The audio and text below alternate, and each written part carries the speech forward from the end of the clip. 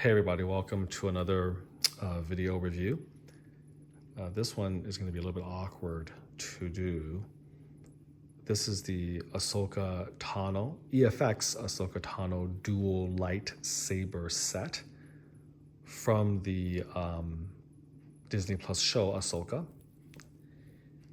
It's huge. I mean, I didn't really expect it to be this long. This is like a super long base. So so long I can't even actually put my tripod iPhone and have enough room to spin it. So I can't even use my black background. So unfortunately, this is going to be a little bit, more crude than my other reviews. But what are you going to do? I may even have to stitch it together. And I think I will actually have to stitch it together. So this first part, I'm actually just holding the tripod in my left hand while I spin it. So this is I think one of the, I think this is the first real major lightsaber release from EFX after their debacle, right? They had earlier, done, of course, the Luke reveal, and then the Ahsoka director's signature edition, and then the Ray Park Legend. And I have reviewed those in the past.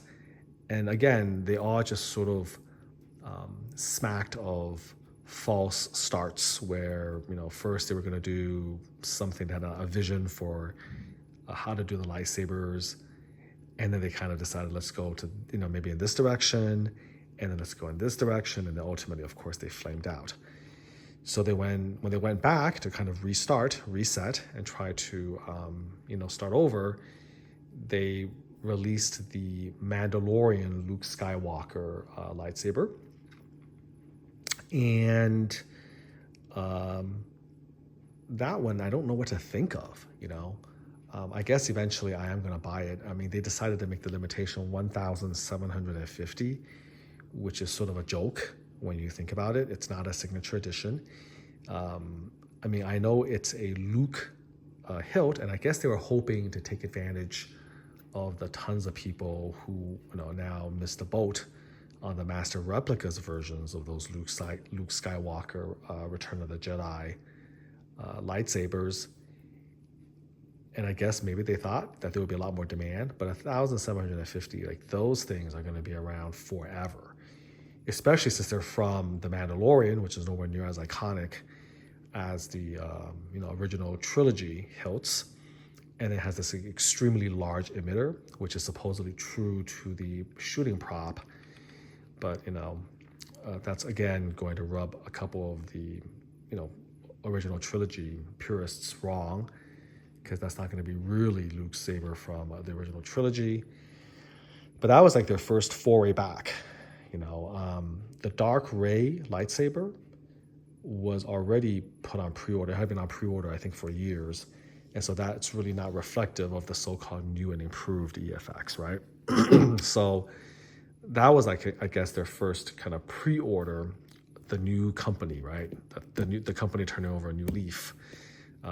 That lightsaber was their first real pre-order. But this baby, the Ahsoka dual saber, was, I think, initially revealed along with the dark saber at one of the Comic-Cons, the San Diego Comic-Con a couple years ago. And this was their first truly new release, And I have to say again that it's actually quite beautiful. Let's go over this. So the base is the same. You have, of course, the Star Wars logo in the corner. So they did. I do like the fact that after all this time, they were smart enough to not at least redo the base. So there is this sort of consistency that ties together all of the EFX lightsaber releases together. At least they have the same base with the brushed metal and the logo, and then this sort of acrylic thing and the screws. I'll never understand that, but okay, whatever. Again, you're going to scratch that acrylic base. That's almost unavoidable, but hopefully you can hide it or polish it out later on. I won't dwell too much on this. Part of the reason my Darksaber video review was so long was because I was complaining incessantly about the fact that you had to basically put the legs onto the plaque stand. So we won't belabor that. Another thing is to check it out. Look, from this angle, you can barely see the lettering, right? It's just a weird, odd design. Like, why would you make the lettering white against like a silver brushed background? Anyways, it's odd. You have to actually tilt, the base to the side to see Ahsoka Tano lightsabers, the limited edition, the EFX logo here. And then, in case you're wondering, it is serial number 133 out of a worldwide edition of 500. All right. This is the plaque that you can move around like that. And then here is the acrylic legs that, again, you can see you have to squeeze and shove underneath the slot and then basically move it in. Again, very tight. You can hear it. You can hear it actually scratching and squeaking and all of that stuff, which is kind of crazy. And then it locks in. I would, again, be afraid of removing this. If I was to remove it, I would be afraid of actually, again, damaging it because of that.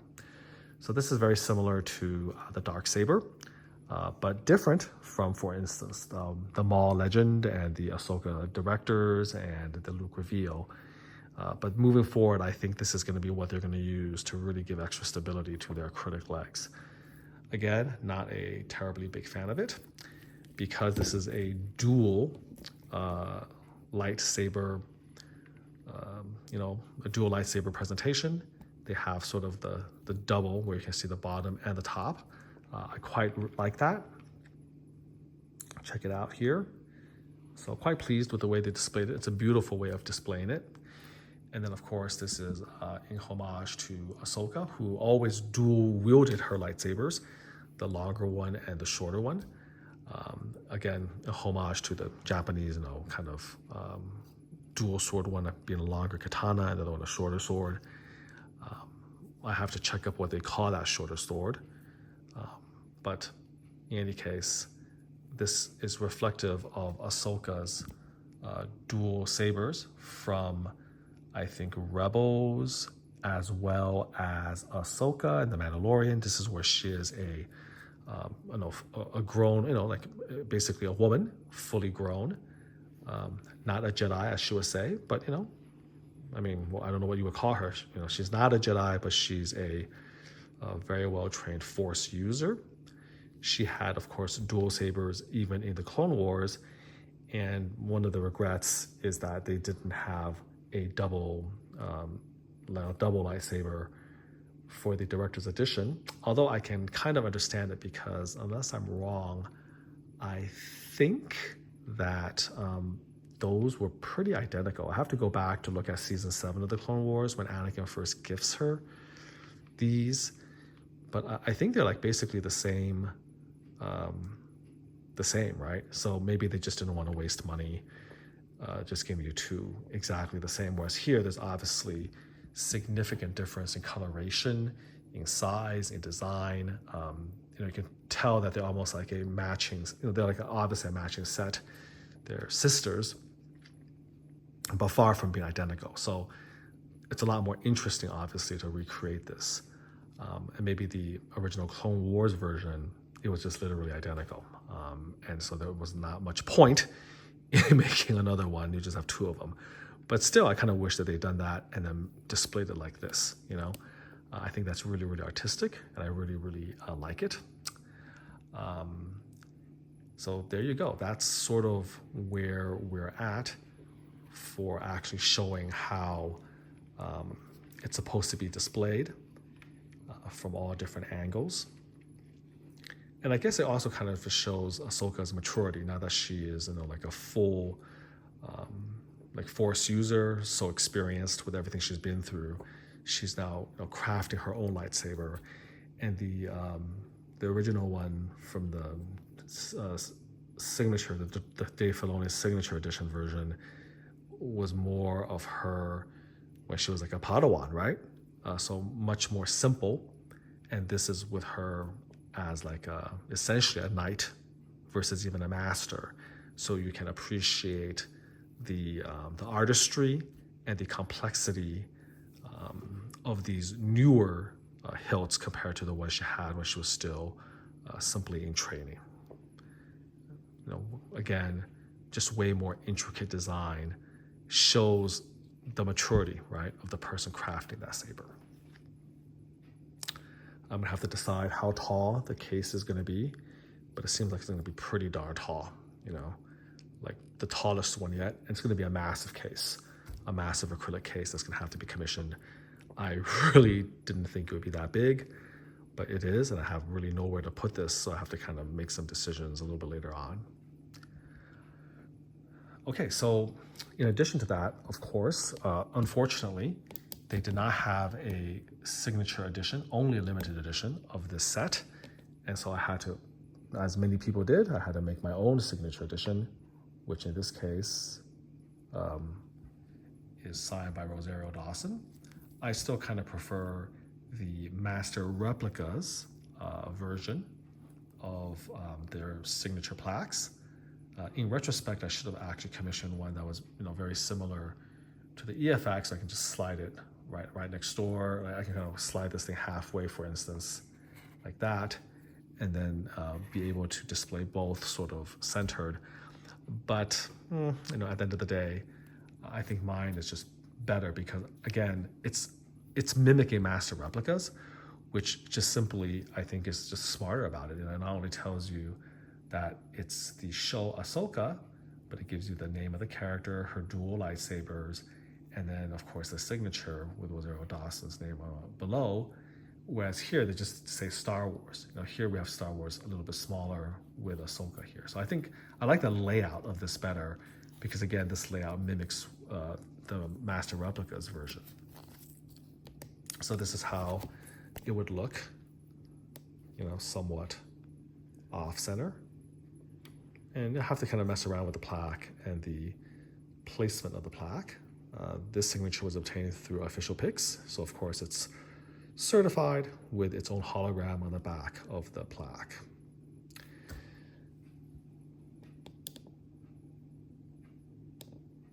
There you go. So this is sort of what this will look like. And then I'll get a custom acrylic case to cover all of that. So I'm gonna have to skip ahead.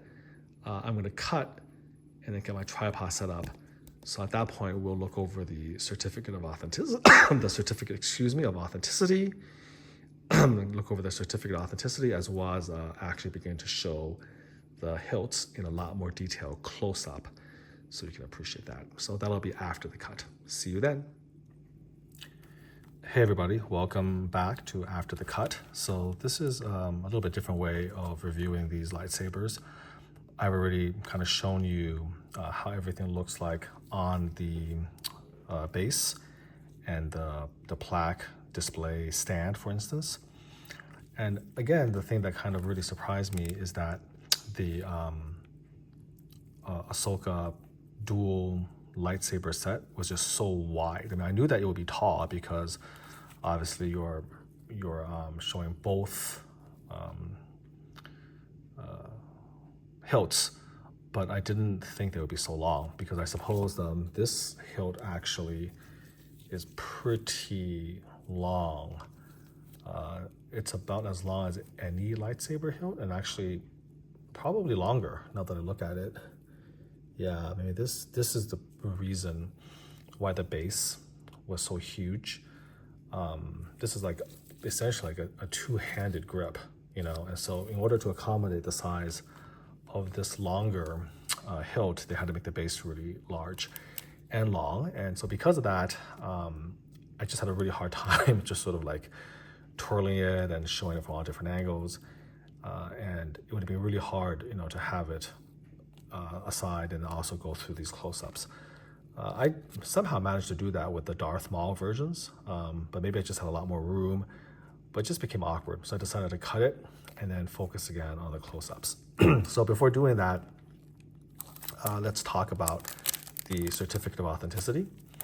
So it's kind of nice that they actually put the number sticker right there, so you know this is number 133 out of 500.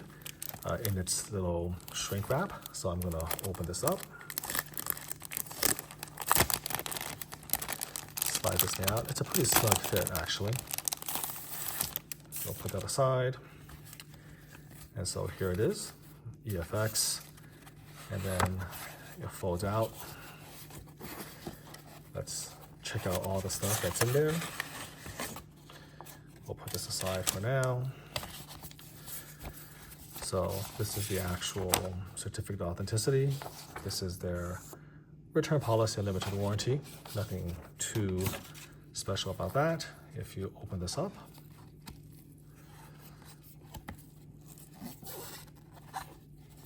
so this is of course the plastic sleeve for the plaque that's already on the display stand. So let's look at the front here.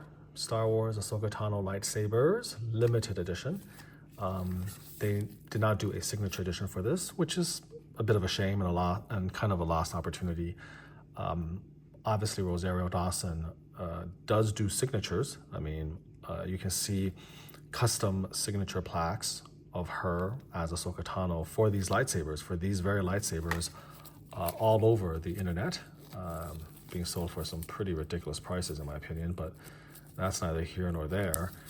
But obviously, she's there signing on multiple conventions, and I'm sure she would have been willing to do so, similar to Giancarlo Esposito and Katie Sackhoff for the Darksabers. I guess just at that time, EFX leadership did not really appreciate what that signature does. So this was an opportunity lost. They did not make signature versions, which is why I and many others like me took it upon ourselves to create one by doing a custom signature plaque with Rosario Dawson's signature on it.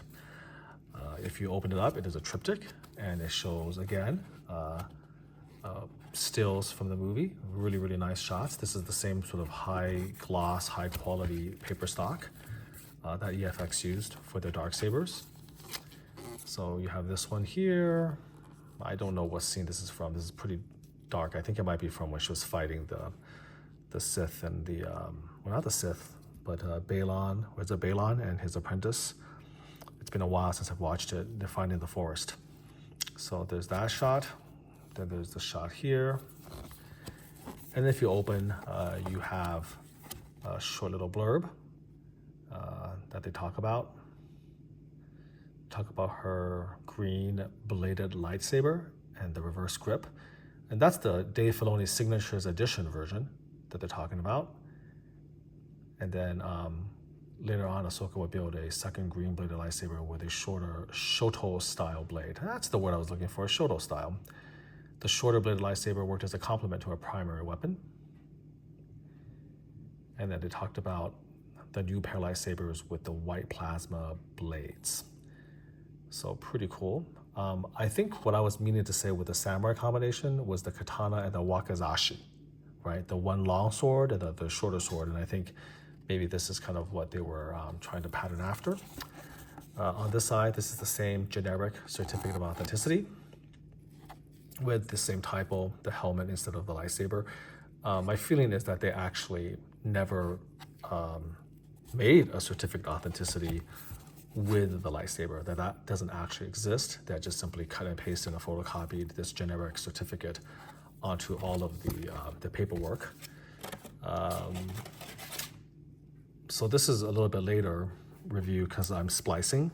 So the typo has already been caught on by many people who have bought both the Ahsoka and also the Darksabers. And so there's quite a lot of, I guess, complaining on the Master Replicas forums, etc. Some people actually tried to, send in an email EFX to ask them what they're going to do about this. The response was that, it's too late to do anything, and any further changes would have to go through licensing and stuff. I think this is an aspect of, kind of licensed prop replicas that we as fans just simply have no awareness of. And there's a lot of just really crazy, frankly, stupid things that go on. through these licensing departments. I'm firmly convinced that the major players are definitely not considered geniuses, or in my opinion, even above average intelligence, and they probably make weird decisions. And there's probably just one person doing them, maybe two. That's just kind of the way it is. For big Hollywood studios, this type of stuff, they're considered just toys. They don't have any respect or appreciation for what they mean, I think, to the collector, and they act accordingly. And so EFX deserves, of course, part of the responsibility and the blame. Typos are sloppy. Typos are indicative of a lack of attention to detail. It's the sort of thing that happens to the best of us. I mean, even Master Replicas has had these types of issues, but you have to call them as you see them. It is sloppy. You should not have done that, especially when you're making so few of them. But at the other end of the spectrum, there was some complaints, for instance, that we didn't have a picture of the actor signing. I mentioned that in my review, and later on it came out that simply put, Disney licensing did not want that, and because of that, EFX simply just had to do what they were told. Whereas when Master Replicas was doing it, and when EFX perhaps was doing it earlier, it was through Lucasfilm and not Disney. It was before Disney had bought Lucasfilm, and Disney as a corporation is subject to a lot of just very odd rules and regulations. They're oversensitive about some things that we don't have any understanding about. For instance, on a completely unrelated topic, apparently under, again, Disney licensing, they don't really like life-size silicon busts of their female superheroes. They allow life-size silicon busts of their male superheroes, but the female ones are apparently off limits. But they do allow silicon quarter scale, one-third scale statues of their female superheroes. I hesitate to delve too deeply into what thought process is going on behind those licensing restrictions. I could guess, but even my guess, it doesn't make too much sense. So at the end of the day, you have to accept that. So there you have it. But according to the EFX team, the excuse is that if they were to try to correct that certificate, it would have to go through a processing and approval all over again. They just simply were not willing to spend the time and effort to do that. They want to move on with other products, which I can respect, but you do have to again take the hit for the fact that you made that mistake. Okay, so let's just start with the smaller so-called Shoto style lightsaber hilt. The first thing to talk about is that both of these hilts are very heavy. Way heavier than you would think from the way they look. This little tiny thing actually has a good amount of weight to it. So unlike the Darksaber, the Ahsoka Tano sabers are not really glossy, and they do, or they're supposed to show some significant wearing, because this is something that she's obviously taken into battle and used for many, many years, if not decades. You can actually see, and hopefully you can take you can appreciate. Let me see if I can actually release and move it up a little bit so I can move this up. So hopefully you can kind of see there's a little bit of weathering here. That's almost like you can see that lightest touch, almost like oil stains, right? On this area here. You can see again, like an Allen wrench type of nut here. So there's a little bit of the real world. You can see this diamond pattern, and then some of the weathering of the diamond, a little bit scratched. You can definitely see some scratches here and weathering here. This is brand new, by the way, so all of this is paint job. Here again, see the oil stains that's kind of painted on. So it is symmetrical from here to here, except on the other side it doesn't have this button. Okay, so getting a little bit closer up before my camera again blurs out. This is a really nice shot. The ring here, by the way, does bend, although not easily. And then here you can see again very clearly the oil stains and the dirt effects on this side. You can take a look here as well. A lot of oil, dirty oil effects, screws, nuts and bolts. Then you have the double diamond right here. So you can see that here and here are symmetrical, but it's missing this on the other side. Let's look at the pommel. It's the business end, so to speak, the emitter. And then right over here is the pommel actually. And then this is what's used to actually secure the ring. I guess this is a D-ring. Yeah, so overall, very beautiful hilt, smaller but very heavy. And I have to say that, you know, I think that the paint job here is actually pretty good for factory. I mean, the master replicas has some pretty, I guess, awful weathering on some of the pieces. Like, I still feel like their thermal detonator, I mean, maybe it was accurate to the films, but the weathering just looked very clumsy, you know, very clumsy and rough.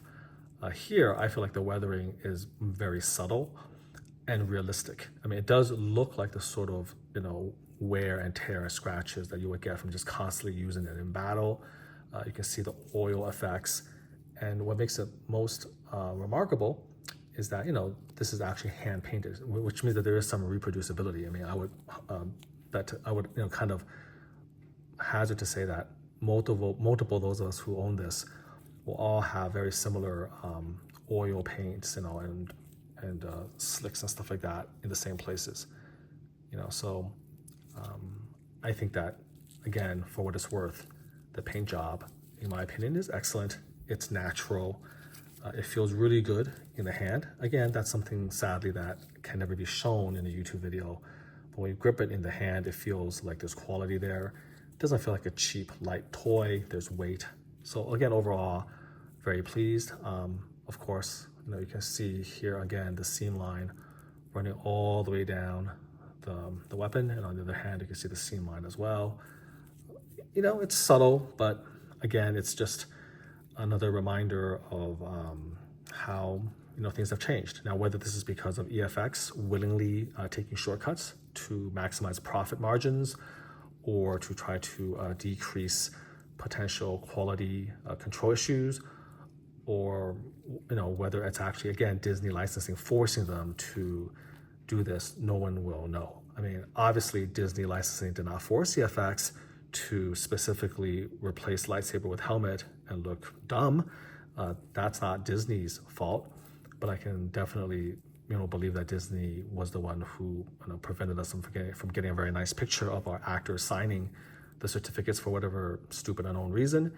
And I can see Disney basically, you know, preventing EFX from getting rid of these seam lines and asking them to reproduce that as well.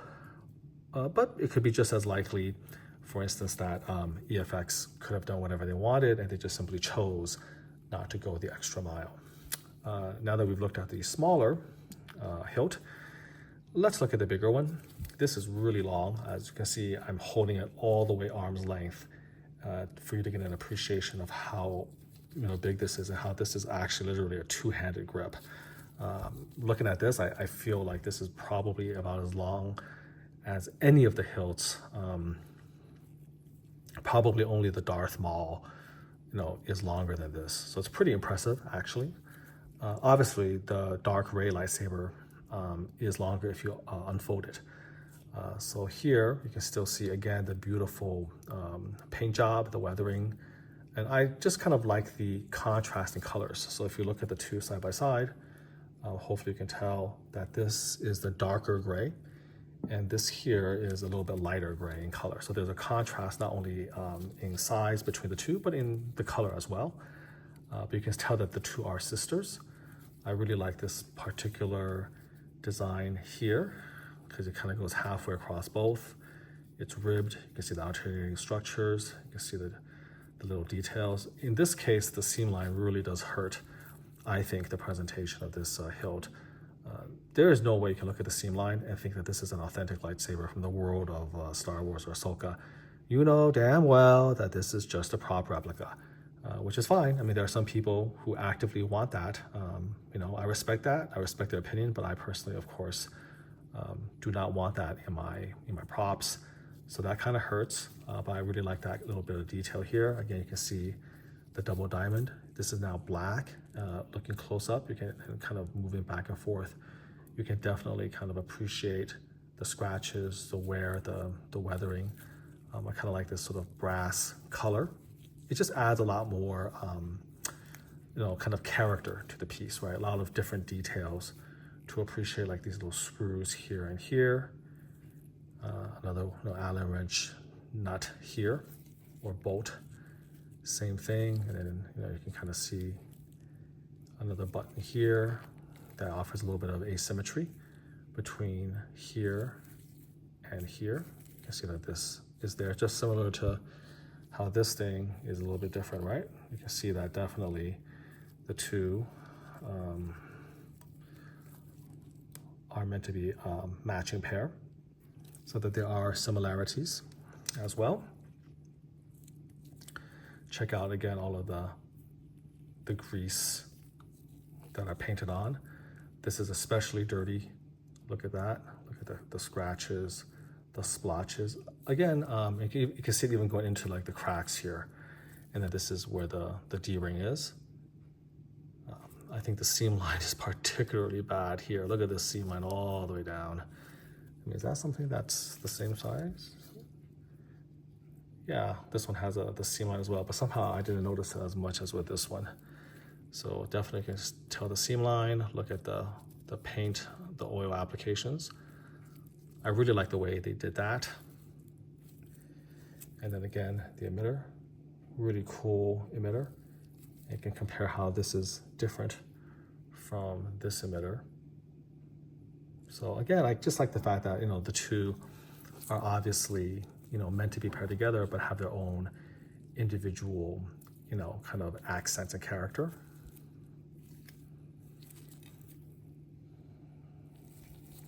Hopefully you can appreciate all of that fine detail. Back and forth. So yeah, this is it. Just like that. You can grasp it with both hands or with one hand. And then the other one, of course, you can grasp like this. So together they make a beautiful display. Let me just kind of adjust it a little bit so you can see it. I have it on the nice cloth. So from here, I think you can clearly see the darker gray of this versus the lighter gray of that. So yeah, this is a gorgeous set. I'm quite pleased with it. I can't imagine anyone really, being disappointed. The quality is absolutely there.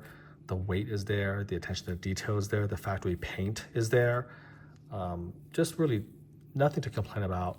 The only thing to complain about is the die-cast nature of their production and those seam lines, which are so unseemly. I guess that's a little bit of a pun, right? But in any case, that's the same knock as we have for the Darksaber and for these guys. But everything else, I have to give credit where credit is due. And so, we criticize EFX for what they did wrong or what we feel are shortcomings. But I also want to be positive and give them, props for what they did right. These and also the Darksaber are fantastic, high quality pieces. They're definitely worthy of being any Star Wars collector's, collection or lightsaber enthusiasts collection. I feel like, again, everything is great. The typo for the certificate of authenticity, a little bit sloppy, disappointing. The fact that for whatever reason Disney did not allow the pictures to be, a picture of the actor to be put as part of the certificate, disappointing. These are just kind of common sense things that any CEO of a business or anyone who has any understanding of Star Wars fandom should understand. It's very basic stuff. It's unfortunate that those were neglected, and it will always then be a reminder that you have not truly lived up to Master Replica's heights, and that may very well be impossible. Steve Dimzo did mention that the time period when Master Replicas got the license was able to produce all of those quality pieces in China. They were busting out Y-wings and AT-AT walkers and Millennium Falcons and all the stuff. They were getting signatures from the biggest names in the Star Wars galaxy. Christopher Lee was signing. I mean, they even got Harrison Ford to do it. it was just like, it wasn't lightning in a bottle. It was like, I mean, we're talking winning Powerball, right? Mega lottery. That's even more difficult than getting struck. It was like getting struck by lightning 100 times in a row. That was how special Master Replicas was back then. And we didn't really appreciate it until much, much later. So maybe it's unfair to hold EFX to that level, but in reality, it's not that hard.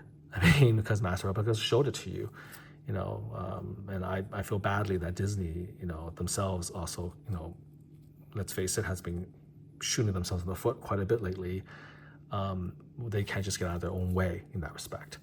But give us a nice picture of Katie Sackhoff, Giancarlo Esposito, Rosario Dawson signing, put in the certificate of authenticity, spend some more money to get rid of the seam lines, make it look like an authentic weapon from that universe, and I would say this is perfect. So there you go. Next week is San Diego Comic-Con 2024. As you know, that's always in July.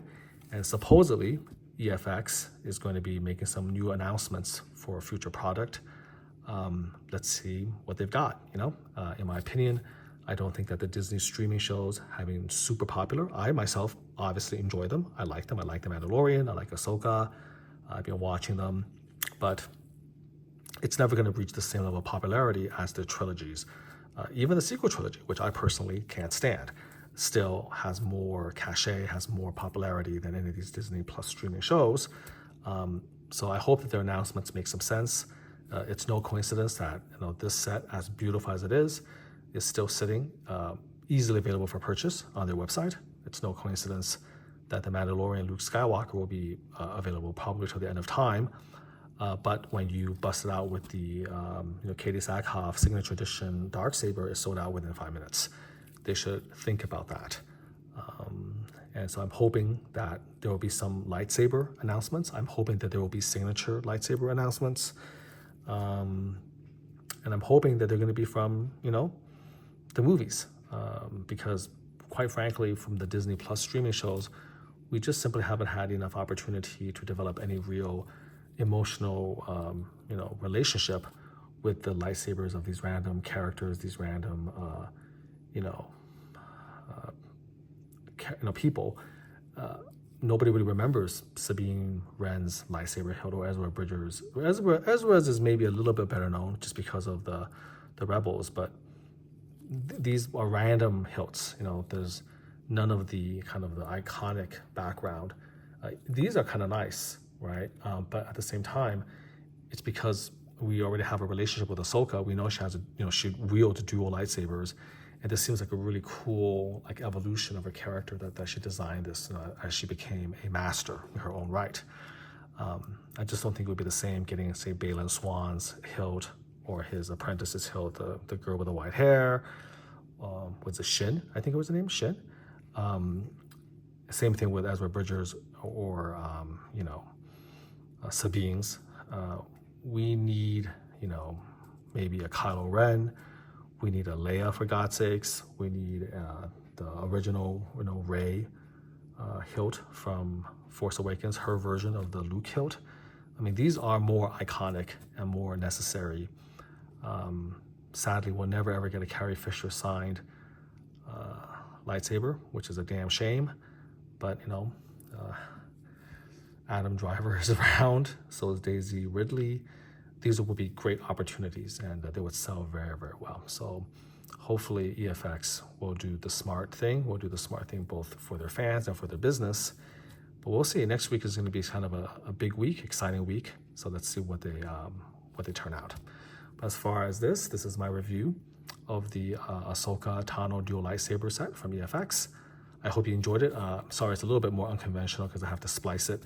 But I think this was the best way to kind of showcase the certificate of authenticity and the two sabers, not have it be too bulky or too in the way.